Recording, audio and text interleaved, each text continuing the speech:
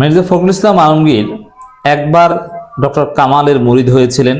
Doctor কামালকে পীর বানিয়ে নিশিরাতে নির্বাচনের সুযোগ করে দিয়েছিলেন এবং সরকারকে আওয়ামী লীগ সরকারকে 5 বছরের জন্য এক প্রকার নীরব লাইসেন্স দিয়েছিলেন। জাতিকে একটা অন্ধকারের মধ্যে রেখেছিলেন ভারতের পরামর্শে ডক্টর কামালকে পীর মেনে বিএনপি। এই দায় বিএনপির আছে। নিশিরাতে নির্বাচনের দায় শুধু আওয়ামী লীগের উপর চাপিয়ে দিলে হবে না, বিএনপি বৈধতা দিয়েছিল। এই জন্য আপনারা দেখেছেন 2018 সালের নির্বাচনের পর 4 বছর 4.5 বছর পর্যন্ত কোনো হরতাল অবরোধ বা কোনো আন্দোলন হয়নি। বিএনপি চুপ করে বসেছিল এবং পার্লামেন্টে গিয়েছিল, তাদের লোকজন শপথ নিয়েছিল ডক্টর কামালকে পীর মেনে। পরবর্তীতে বিএনপির সাধারণ নেতাকর্মীরা বুঝেছে যে ডক্টর কামাল কোন মাল, বিএনপি কতটা বোকা বানিয়েছে। স্পষ্টতই বিএনপির অনেক কেন্দ্রীয় নেতা বলেছিল ডক্টর কামাল বিএনপিকে বোকা বানিয়েছিল। এই টাইপের লোকগুলো খুব ডেঞ্জারাস। মির্জা ফখরুল ঘুরে ফিরে তাদের সাথেই মিশেন। এখন আবার ওই ডক্টর কামাল টাইপের আর একজন ভয়ানক লোক মুজাহিদুল ইসলাম সেলিম, তাদের আকীদা কি? আওয়ামী লীগ খারাপ হলেও আওয়ামী লীগের চাইতে ভালো কেউ নেই। বাংলাদেশে বিএনপি যদি ক্ষমতায় আসে তাহলে ভারতের যে বয়ানটা, তাহলে দেশটা মৌলবাদীদের দখলে চলে যাবে। অর্থাৎ আওয়ামী লীগ যতই দুর্নীতি করুক বা অন্যায় করুক, এদের বিরুদ্ধে বলাটা ঠিক না। ভুল করলেও বরং এদের হাতে দেশ নিরাপদ।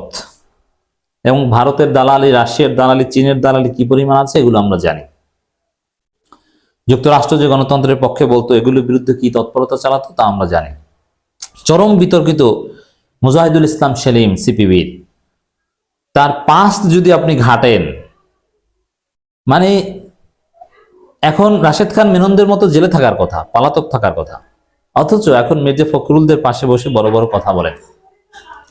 মির্জা ফখরুল এখন এই মুজাহিদুল ইসলাম সেলিমদের সাথে মিশেন এবং মিলে মির্জা ফখরুলের বক্তব্য যদি দেখেন, মিশেনও ওই সেলিমদের সাথে, মুজা সেলিম, আবার কথাও বলছেন আওয়ামী সুরে, আওয়ামী বয়ান। যেমন প্রথম আলো ডেইলি স্টার বিষয়ে যে মিডিয়ার উপর নাকি হামলা হচ্ছে, অগ্নিসংযোগ হচ্ছে, এটা কি আওয়ামী বয়ান নয়? আবার আওয়ামী বয়ান কতটা মারাত্মক মির্জা ফখরুলের দেখেন, ইসকন জঙ্গিরা মুসলমান আইনজীবীকে হত্যা করেছে, এটা মির্জা ফখরুল বলতে পারছেন না, তিনি বলছেন ধর্মীয় উন্মাদনা। আওয়ামী লীগ যেভাবে বিষয়টা প্রেজেন্ট করে, মির্জা ফখরুল সেভাবে প্রেজেন্ট করছেন, ধর্মীয় উন্মাদনা বলে অ্যাড্রেস করছেন। বুঝতে পারছেন রহস্য কি? আওয়ামী সুর কিভাবে ধরেছে। আবার আওয়ামী লীগকে দ্রুত নির্বাচন হলেই সব সমস্যার সমাধান, নির্বাচিত সরকার আসুক, ডক্টর ইউনূস ভালো না, নির্বাচিত সরকার যেই আসুক সেই ভালো, এটা কি আওয়ামী সরকার নয়? আওয়ামী সুর নয়, একেবারে পিওর আওয়ামী সুর। এবং আফসোস লীগের মতো কথা ধরছেন মির্জা ফখরুল। 53 বছর পর এই অবস্থা, এই জন্য কি বিপ্লব হয়েছিল? হ্যাঁ, বিপ্লবের পর এই অবস্থা দেখতে হলো আমাদেরকে, ধর্মীয় উন্মাদনা, একেবারে পিওর আওয়ামী সুর মির্জা ফখরুলের। মিশন ওই আওয়ামী লীগের দালালদের সাথে, ভারতের দালালদের সাথে, এবং ইন্ডিয়ান অ্যাটলিস্ট কালচারাল হেজিমনির পক্ষে অবস্থান নিয়েছেন, প্রথম আলো ডেইলি স্টারের পক্ষে অবস্থানের মধ্য দিয়ে।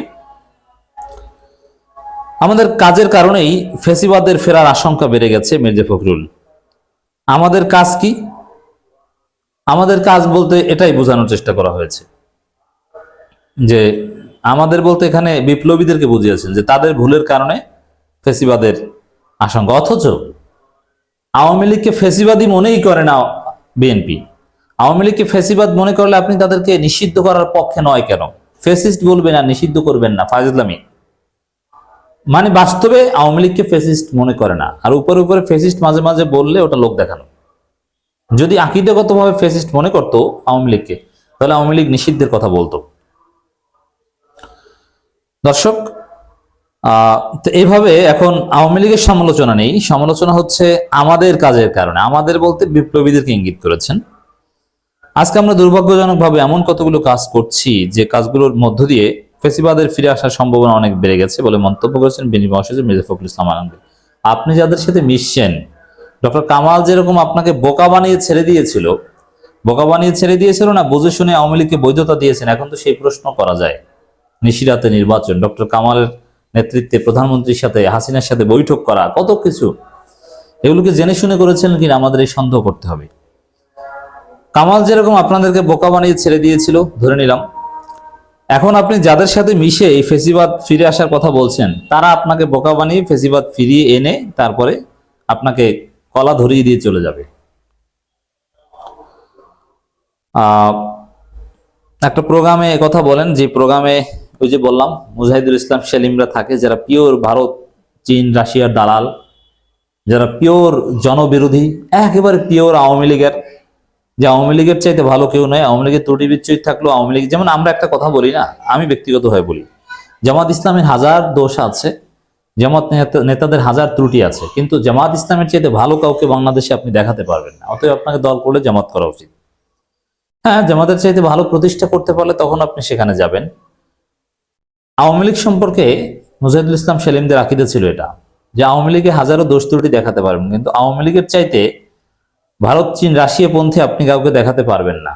বামপন্থীদের জন্য আওয়ামী লীগের চাইতে ভালো কাউকে দেখাতে পারবেন না। মৌলবাদীদের বিরুদ্ধে, মৌলবাদীদের শায়েস্তা করার জন্য এই যে জামাত শিবির বা ইসলামপন্থীদের উপর যত নির্যাতন, এগুলো সব সেলিমদের কাছে বৈধ, জায়েজ।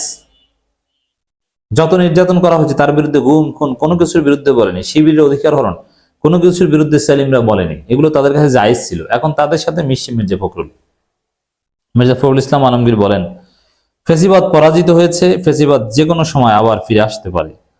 আপনারাই তো ফিরে আনার কথা বলছেন, নির্বাচনে সুযোগ দেওয়ার কথা বলছেন, এখন আবার এগুলো কি বলছেন? এগুলো লোক দেখানো। আমরা সেই রাস্তা যেন তৈরি না করে না দেই। আজকে আমরা দুর্ভাগ্যজনকভাবে এমন কতগুলো কাজ করছি যে কাজগুলোর মধ্য দিয়ে কিন্তু ফেসিবাদের ফিরে আসার সম্ভাবনা অনেক বেড়ে গেছে।